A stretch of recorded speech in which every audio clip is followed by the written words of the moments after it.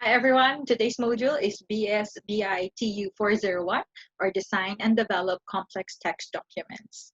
This unit standard is about the performance, outcomes, skills, and knowledge required to design and develop business documents using complex technical features of word processing software. So this particular material is divided into four parts. Uh, One is prepare to produce word process documents. Two is design complex documents. You have number three as add complex tables and other data. And lastly, produce documents. Okay, so let's start. Uh, First topic is prepare to produce word process documents. Being safe at work is crucial.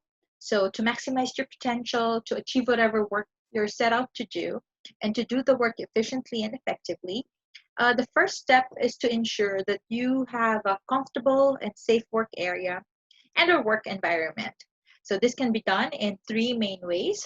One, ensuring that your work area is ergonomically safe. Two, following any requirements concerning work organization. And three, using energy and resources efficiently. Okay, so let's start off with ergonomics. So ergonomics is concerned with ensuring that the workplace products and work systems are all suited to the people who use them. So the field of ergonomics is a very detailed area of study. In its finer form, ergonomics is the study of scientific information and how it relates to humans in terms of object, system, and environment design. Okay, so let's start off with avoiding radiation from computer screens. You must have heard of this a lot. Computer screens emit electromagnetic radiation.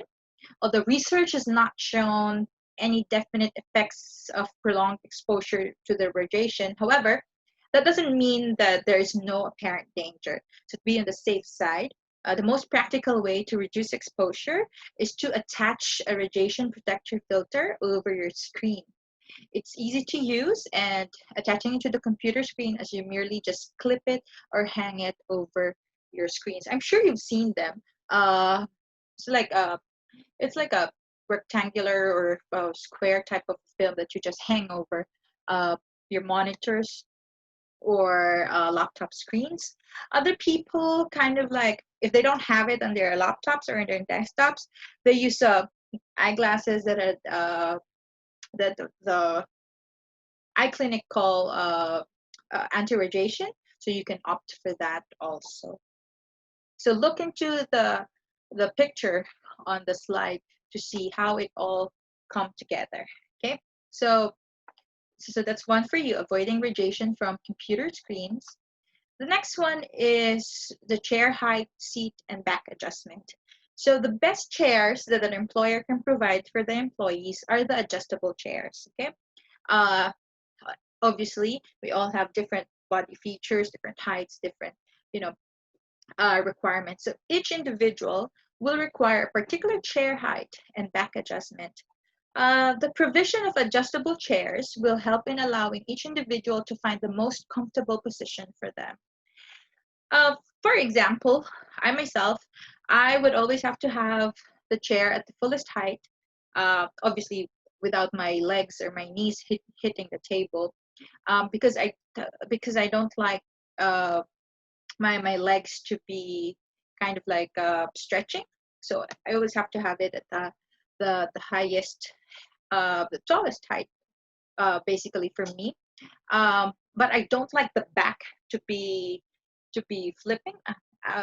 My chair, I don't like the back support where I can like lean back. I want it to be really straight to help my posture also. It could be very different for you though. So as long as the chairs are adjustable, it's up to you to find the most comfortable position or height the best suits you. No, the figure at the side or the figure on the slide gives you an idea of what your work desk should look like if you want it to be an ergonomic workstation. Workplace health and safety specialists strongly recommend that employees and employers work together to create a workstation, such as the one that you can see on your on the slides. Okay. So next one is the document holder. This is usually like, for people who type a lot, maybe for receptionists, secretaries, um, and the like. So this is something that holds documents at an eye level for easier viewing while working on your computer. Some are clipped at the side of the monitor for easy visualization. Using document holders also allows for reduced paper clutter around your desk, which, would contribute to a cleaner workstation. So you can see here on the material or on the picture, it's on eye level. But like we said earlier, some document holders can be clipped at the side of the monitor or the PC, so that when you're trying to look for something, your eyes are not straining because it's on the same level. So you can just like look to the side and see whatever it is that you're copying or typing, and then look back into your monitor or computer. So you don't have to strain your neck. You don't have to to do all of those stuff. Whatever works best for you, and which is more which creates a more comfortable and safe uh, uh, workstation or workspace for you, that would be best. Okay. Next one is the footrest. So if you could just look into the picture, you would see that the lady sitting has her feet resting on some sort of box or footrest. Okay, so a footrest should be placed underneath your desk at a comfortable distance from your chair. I call this an apple box, but usually, this is called a footrest. So a footrest is best used once the chair has been adjusted and positioned to the most comfortable position for the user, but while their feet are unsupported. So you can figure out if you need a footrest or what height of footrest you need by first adjusting your chairs, the height of it, you know, and if you can, but your feet shouldn't be supported at the time. So figure it out, adjust the chairs, and then you'll see if your legs or feet actually rest comfortably or not. If not, then you probably need a footrest, because um, unsupported feet can actually lead to poor blood circulation in the legs as a result of too much pressure on the back and the thighs. So there are footrests with adjustable heights. Some you can like adjust, but there are also ones that are fixed. So you just have to find which one works best for you. Okay, so it really depends on what you need. Okay, so there are a few more factors around ergonomics. Okay, so next one is keyboard and mouse positions. People are surprised that this actually has a very huge impact on how we do things, and if it will actually affect or cause body pains or whatnot. So always ensure that your keyboard is not too close to you, because if it's too close, then you're like the T-Rex typing because your arms are like too close to you. So just make sure that it's should be positioned to allow your arms and hands to be straight and not bent. Okay, because if it's too close, it's bent. You're bent near. Furthermore, the mouse should be at a close enough range to avoid any unnecessary stretching or overstretching of the arm. So, for example, if you're still using mouse that has a wire with it, if it's too short, then it might be a little difficult for you to navigate and to move the mouse, because you might be forcing or straining yourself, like to reach it. Or if it's too long, then it might cause some issues, might fall over, whatever. So sometimes more and more people have been either using the mouse, if they're using on the laptops, yeah, the mouse pad, where you don't have a physical mouse, but it's on a part of the laptop. Or like me, I use uh, I use a wireless mouse, because using a wireless mouse actually helps me in figuring out at what distance should I put the mouse at, without thinking about the wire, all the clutter. Okay, so you can choose that also. Next one is lighting. This pieces of equipment have brightness and contrast functions, and each user will have their own preference on how bright they want their screens. So necessary adjustments must be made to suit the user. So if you're using a traditional desktop, usually the controls for the brightness of your screens would be found. You look at the desktop or the screen would be found at the lower right hand corners. You'd see usually there are like three buttons there, so you could adjust the brightness um, on how it works for you. Okay, so it's pretty much the same like how we use our cell phones. Isn't it that at night you put the blue light filter, or in the morning you adjust the brightness of the phone screen?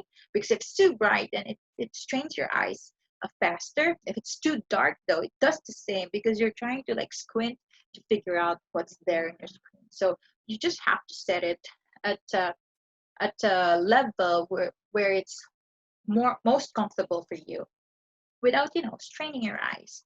However, lighting will not only come from the fittings up on the ceiling. So it's not just the lights that we have in the office or in our workstations, not just on the screen monitors. Um, your computer is a main source of lighting, like we said earlier. You can adjust the level of brightness. Same goes for your laptop or the iPads or tablets, okay? Again, like we mentioned earlier, caution must be exercised for over bright screens, which can cause too much glare, as this may lead to eye irritation.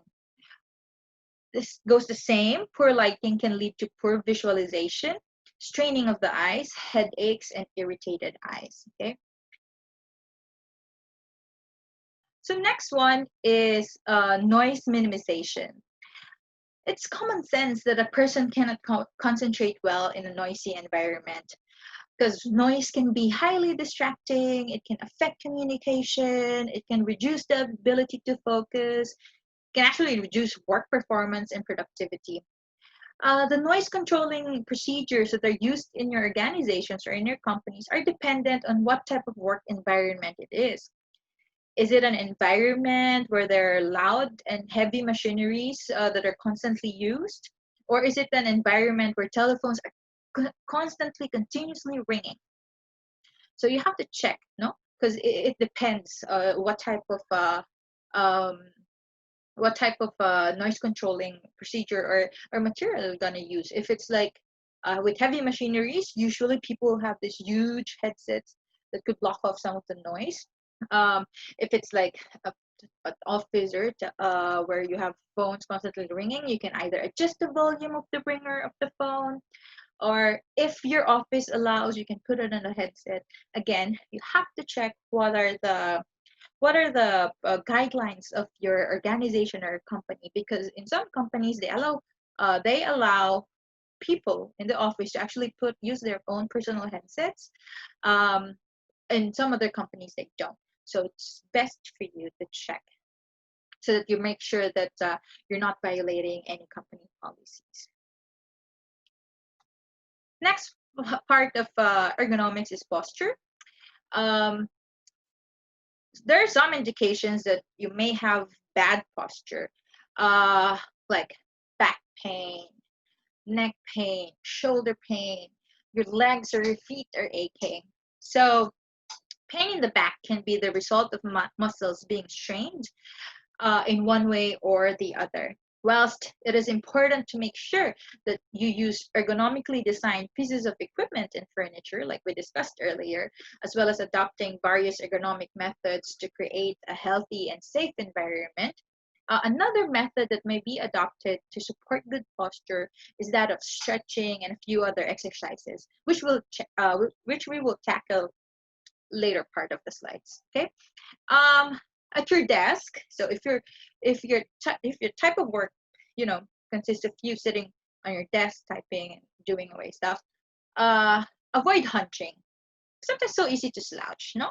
Because if you're just like typing, it's so easy to slouch. But again, your chair should be able to support you, and your chair should be able to provide back support or lower back support. So be a little bit more conscious of your posture, because at the end of the day, if you're hunching, or if you're not, you know, if your posture is bad, it would actually cause back pains for you, and back pains are a pain. They're not good to have. So at your desk, avoid hunching. crossing your legs unevenly, um, and stretching to reach pieces of equipment. If you need to stand up and get that item instead of you straining over, because you might pull a ligament or something. You'll never know. Rather, continually check to see that your shoulders and your hips are aligned at all the time. Once you begin doing this regularly, it will actually become a habit and you will start doing it automatically. Okay, personally, I tend to forget. So I sometimes, I tend to, like, for example, I'm doing a lot of maths, I'm doing a lot of calculations. Sometimes I do forget to check on my posture, and then I remember because my back starts aching. So, just kind of like be a little bit more conscious and straighten your back and make sure that your shoulders and your hips are aligned. And it may be a little uncomfortable at first, but if you kind of like do it regularly, it becomes a habit. So you'll be able to kind of like it becomes ingrained in your system. Yeah. Okay. um Posture actually does not only relate to the position you should hold when you're sitting, it's also relevant when you are standing. So when you're standing, ensure that you put equal weight on both your legs when standing, as you do not want to strain any parts of your body. Sometimes uh, slouching is not just while you're sitting, no? Slouching can also happen when you're standing up. It's like leaning on uh, one foot over the other. So most of your weight is on either in your right or in your left foot. No? But that would actually put a strain and that would cause issues as well on your posture. If you generally stand for long periods of time, make sure you wear shoes that will give you the support you need, both muscular and postural. So in other types of work where the work actually requires you to stand, maybe in the service industry, uh, there are specific type of shoes that they need to get, so that they can get support, muscle support and posture support. So you can most shoe stores would actually have that, so you can just check it out if that's something that you would need from your work. Okay. Next is screen position. It's important to ensure that your computer screen is positioned in a way that allows you ease of access. If the screen is too low, it may result in you, like bending your head forward to look at the screen if it's too low. Or if it's too high, if the screen is perched up there, then you would have to like strain your neck because you'd be looking up, and that would actually cause a bit of stiff neck or issues or neck pain. Okay. Um, A high screen again will make you look up, and in doing so, tilting your head back can contribute to neck and shoulder aches. So make sure that your screen is at a level where it would allow you, ease of access, where it wouldn't make you strain or wouldn't make you bend, so that you can avoid potential neck pains or neck issues. Lastly, part of ergonomics is your workstation height and layout. Correct workstation height and layout will actually contribute greatly to your posture and ensure you use good work habits. The general rule is that if a desk is high enough to allow the user to comfortably write on it, then it will be too high to place a computer on it. This is because there are certain angles which users need to maintain so that they do not get any injuries. So if your table is high enough for, that you can actually write on it while standing, then that's probably too high to put a workstation. So again, it's all about finding the right height uh, um, for your workstation. Uh, Most of the office tables or workstation tables actually have a standard height. So most of them, for average size or average height people, then most of it would fit and would work comfortably. But again, it depends on the type of work that you do, the type of the office equipment given by the company. In a previous organization that I worked at, the workstation can be both standing and a sitting workstation. So what do I mean by that? So the desk is high enough that if you stand up, you can actually uh, type properly. The monitor is it allows you ease of access. It's level, so you don't have to strain. And when you stand, you can actually see the people on the production area. So it's good that, you know, you can stand up, you can monitor your folks while you do whatever it is that you have to do on your computer. So like I mentioned, it's both a standing and a sitting workstation, because when you sit, we have these high chairs. Think of bar stools, something like that, adjustable height, but works also if you want to sit and do, you know, some longer typing or whatever. So that's something that's called a standing workstation. So some companies have shifted to providing that, because sitting all day can also cause issues, and can cause pain and strain in your lower body. So some companies have also started to, you know, provide a standing workstation where you can alternately work standing or sitting down. So you can also check those out. Okay. All right. So far, we've discussed ergonomic measures which need to be adhered to in order to help create a safe and comfortable work area. The next step is to examine some of the important work organization requirements that need to be considered whilst working. So these elements are all important in helping individuals keep a clear mind as stress levels are reduced, where you have a healthy work-life balance in place. Okay.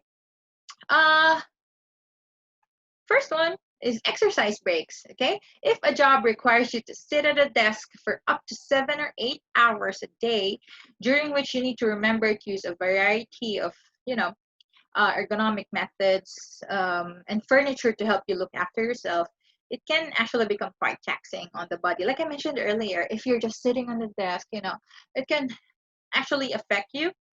Uh, this is because your muscles are not getting much movement, and they are staying in the same position for long periods of time. So if you're just sitting there and you're just typing, uh, not much movement, because maybe the movements are just from your hands or from your fingers typing, but your entire body is just in one position. So that could cause some issues.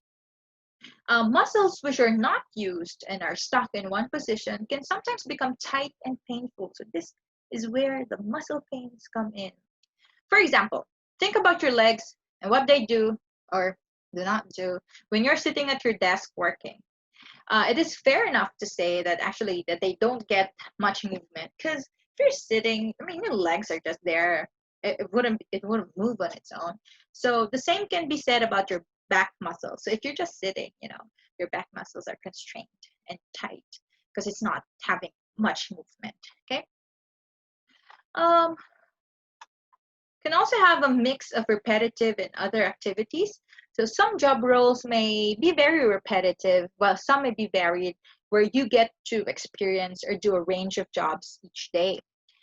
Employees should also be encouraged to identify ways in which their job can be done in a more efficient way, and what different approaches they can take to make their job less repetitive. Some jobs are really, it's what you do all day, every day. Point A, point B, point C, point D, point E, point F, up until point Z. It's just that every day. It can get straining and it can get boring probably at some point, but it's a job, so we have to do it.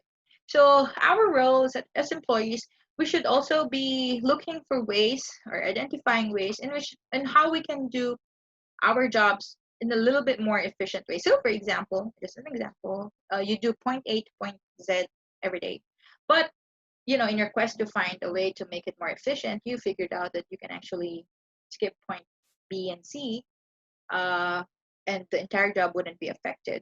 So if that's something that you find out about the job or the process, you can go up to your manager or supervisor or to the management and mention that this is what you find out, and this is maybe a more efficient way of doing things. You know, to make the job less repetitive, or it's still point A to point Z, but there are various ways of how to complete one phase or one point, but still getting the same results. So you can also try to check on that. Again, check with your management and check with your company if there's something that can be done. Okay. Next are rest periods. Rest periods are encouraged because even though we're capable of achieving a lot as human beings, we also need to take care of ourselves so we can carry on working at our optimum levels. Um, because if you keep on pushing yourself, you can achieve and you can complete things. But maybe the quality level may not be the same as when you have enough rest versus when you just push yourself to do an all-nighter. Okay. Um, Rest periods can vary in duration from 5 minutes to several hours. When you stop to do your exercises, this can be regarded as a rest because you are distracting your brain and efforts from what you are working on and focusing on a new activity. Lunch break, coffee time, tea time, smoke breaks, bathroom visits are all times to detach yourself from work and clear your head and to take yourself away from the work at hand. So use all of these wisely. Use wisely, but don't abuse. Okay. Um, but the best rest, obviously, that you can get is going home at the end of the day, and just poof, just resting, sleeping if you can. A bigger rest period can be taken by using your annual leave whenever you can take a few days or weeks off work just to regroup and give your body a break from your work routine. Okay, so rest periods, we have this every day. We have our lunch breaks, snack breaks, coffee breaks, tea, high tea, uh, all of those, even the bathroom breaks, all of those times you can use to kind of like just give yourself a breather. Personally, I tend to forget to take my snack breaks, but I do take small breaks in between. Like for example, if I'm doing maths, and I'm doing a lot of calculations because I do a lot of counting and operational expenses, things like that. So I give myself a break, like 5 minutes. I would just put down the screen of the laptop, remove my eyeglasses, and just think. Think about something else. Or I walk, take a breather. I quickly go out and you know breathe air that's not office air. Even for like 2 3 minutes, walk, stretch my legs, and go back, and then do the calculations again. So these are type of breaks that are okay in my company. So it might be different with yours, so you need to check also. But these are just some of the things that you can do. Or you don't even have to leave your desk. You can just like take a break and just uh, shut down the laptop. Shut down in a sense that just flip it, and then just do something else. Quickly check your social media if you're that kind of person, and if it's allowed in your company, or listen to some bit of music, or just give your brain a breather. Just close your eyes and then let it rest for like 2 5 minutes, and then that's it. That could be a break period for you. That can be a rest period. Or like we said earlier, your annual leave depends again on how many days you have. But usually, I take personally, I take two big leaves. So I take one kind of like long leave at the start of the year and towards the end of the year, or whenever it's a surfing break season. So I do that. And then I take like 3 small trips in between, sparsed or scheduled in between the year. Visit or do domestic trips. The big leaves I usually allot for international trips or international leaves, and I do a complete offline. Uh, I go completely offline so that I can actually spend some time with family, and I can actually take a break and rest up. So that's something that you can do also. It depends again on the number of annual leave days that you get in your company, but make sure that when you're in leave, you're actually taking a break from your usual work routine, because if you're in leave and you're still working, then that's going to be a little different. Okay. So we said earlier that there are some exercises that you can do while on your desk. So these are the exercises. These simple exercises can go a long way in helping you reduce the onset of any muscular pains and aches. They may be carried out by simply sitting at your desk, or you could stand up and do them too. Integrate them into your work routine a few times a day to help your muscles stay happy. So let's do some of this, okay? I don't know if you'll be able to see it. So it says here are some examples of arm exercises. So basically, you just stretch your arms like that. You know, stretch, stretch, stretch, stretch, stretch, stretch. Give yourself about 5-10 seconds, just to make sure that your muscles are moving or being in a different position. You could also, okay, so let's try to follow whatever's on the screen. Oh, you could also put, okay, let's do that. Hold on. So you can also put your arms on top of your head and stretch, pull it, stretch, stretch, stretch. Give it like, what, 5-10 seconds. Okay, and do it over the other. There you go. Oh, that's really good. Oh, I can feel my back muscles being stretched and giving them a different kind of movement because we've been sitting for like an hour. Okay, you can see at the back that that's what I'm trying to show you. Okay, so the arms, I don't know if you can see it. It's up there on the slide as well. You could also do neck exercises. So basically, just move your neck. Be careful, okay, because you don't want any sudden movements because you don't want to snap your neck. So just be careful. So either move it from left to right to left, left to right, whatever. And do it on the other side. There you go. Or you could also, okay, do it. Again, be careful and don't do sudden movements because you might stretch or break a ligament or something. Okay. And then you could also do this for your hand because this is especially for people who type all the time. People who use the mouse can cause carpal tunnel syndrome, where your hands are just like that because it's constantly on the mouse. So you have to give it some bit of exercise. So do that. Simple hand exercises. There you go. Just round, round, round, round, round. Again, be careful because you don't want to break anything. Okay. Then that. Right. Same. Okay. That should help you. I don't know if you can see this, but I hope you're doing this with me.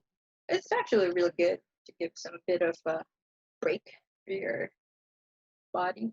Okay.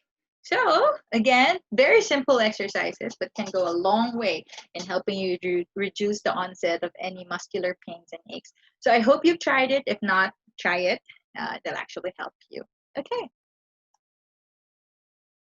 So organizations today, as we continue, organizations today are becoming increasingly more sensitive towards creating a green image for their company.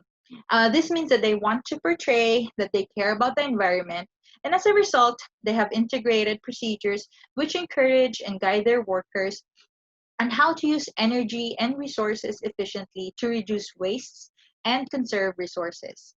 Well, obviously, these strategies can work towards saving energy and resources. It can also result in the company saving money. So you save the environment and you save some money too. Win-win. So, what are some of the conservation techniques that we can apply at work? Okay. First one is the double-sided paper use. So what do we mean? What do we mean by that? This is an easy strategy to adopt and use. So this approach basically encourages employees to print double-sided when they need to print. So you print on the front and you print at the back also. Although obviously in some cases, you would really need to print on one side only, like when you need to submit reports. So you have to check, okay? Where you need to check your work before submitting it, and you prefer checking a hard copy of the work, be sure to print your work on a double-sided paper.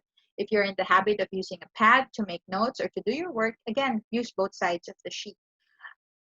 Personally, I like to do my edits while it's still in a soft copy, while it's still on the laptop or in the computer, so that I don't have to print.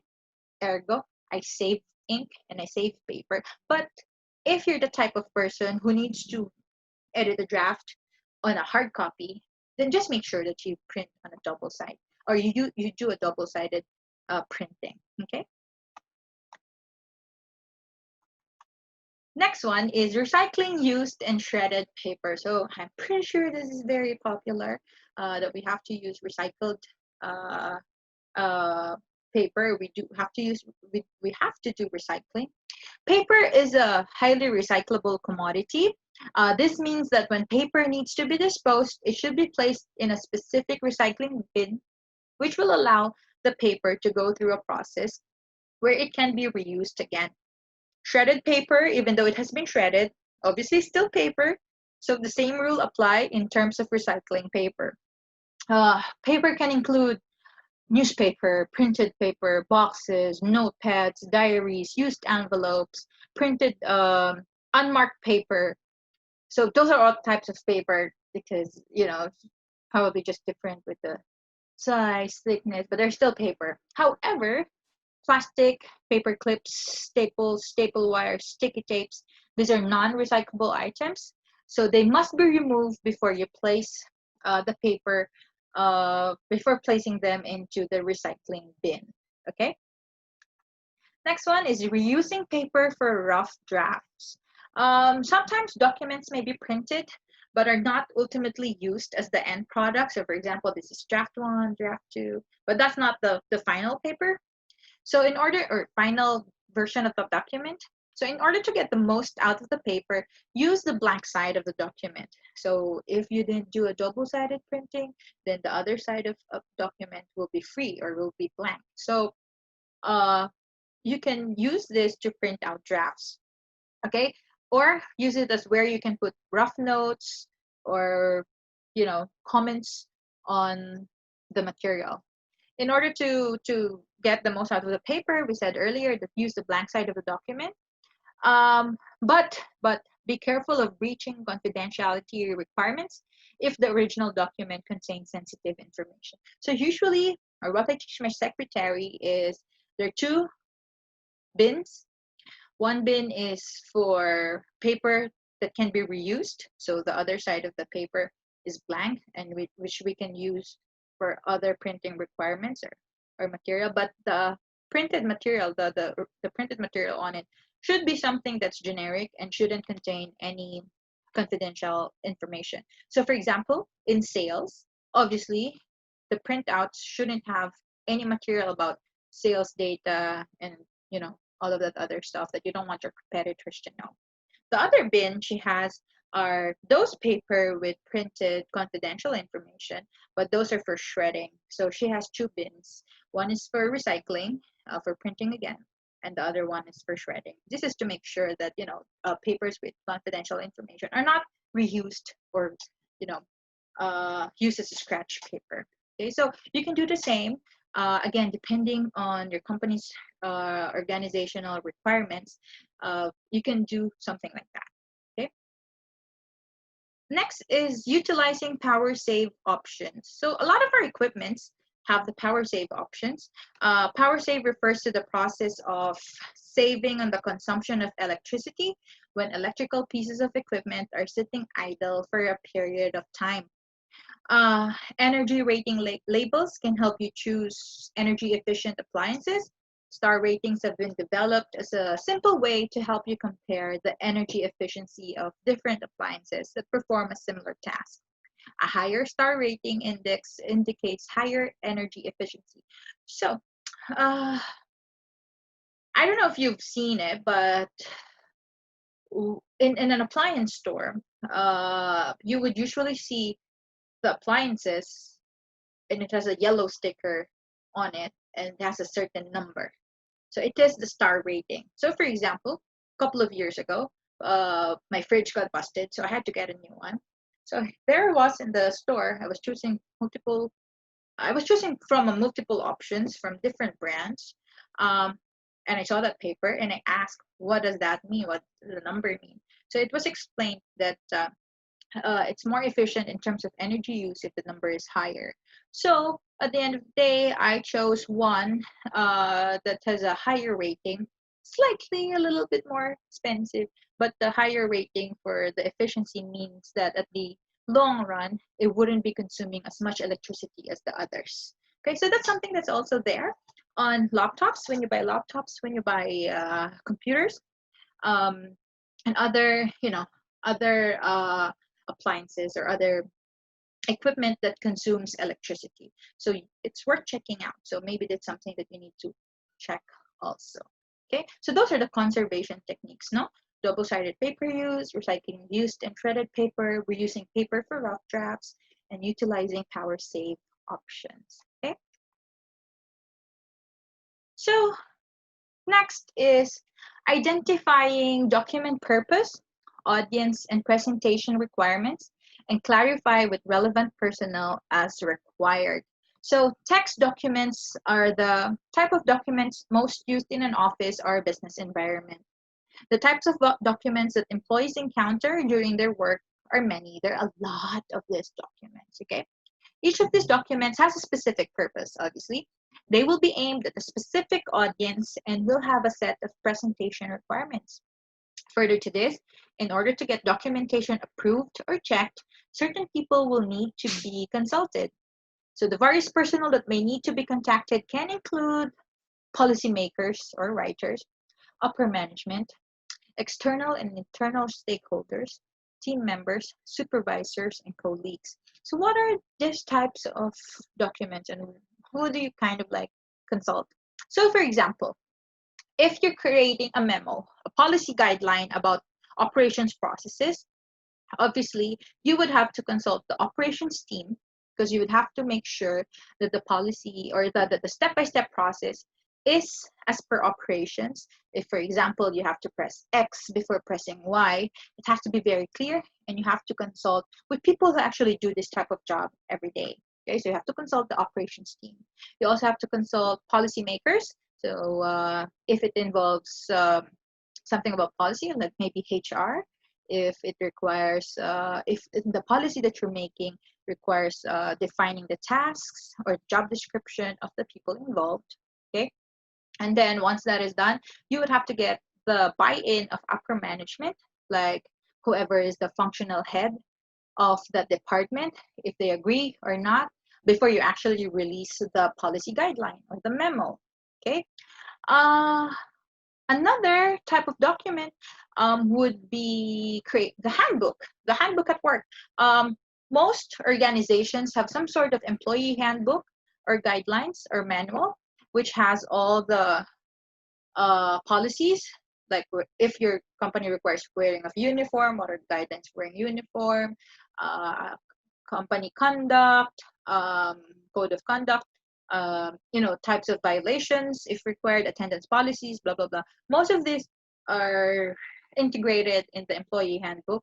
So usually the HR team or the human resources team are the ones who draft this because they would have to consult the legal department if it entails creating or defining the violations or the levels of the level, if it's just a suspension, if it's a warning, if it's termination or separation, it has to be defined. Yeah, so they have to, so the human resources team would have to consult legal if what they're writing on the handbook is correct. Would also have to consult operations because some of the violations or some of the definitions for write-ups would be coming from operations. If it's job abandonment, if it's disorderly conduct, if it's insubordination, we have to check on that. Okay, and check also with the policymakers or writers. And then again, would have to get some sort of we would have to get some sort of buy-in and approval from upper management. So that's also there. So in creating these different types of text documents or documents at work, there are, you just can't publish something without consulting proper personnel at work. Again, it depends on your organizational requirements. Your organization might have a set number of people who you need to consult depending on what type of document you're creating. So it's best to consult that and check on that. But generally, you would have to really, figure out, check before you publish anything. Make sure that you've consulted some of these people that we've mentioned: policymakers, upper management, external, internal stakeholders, team members, supervisors, or colleagues. Okay, or even the type of just kind of like sending um, an invitation to maybe the company's holiday party. That's something that, just because it's a holiday party invitation doesn't mean that you don't have to consult anybody else. So you have to check also. Again, it's important for you to check what are the organizational requirements, so that you make sure that you're aligned and you're not missing out, and you're making sure that all the required approvals are taken. Okay, so as to avoid also multiple revisions of documents and all that stuff. Okay, um if it's a presentation, if you're doing like if you're doing kind of like uh request for proposal or business development or feasibility study, again, there's different types of people you have to consult. So that's the first part of our lecture. We'll continue on the next sessions. Okay, so thank you.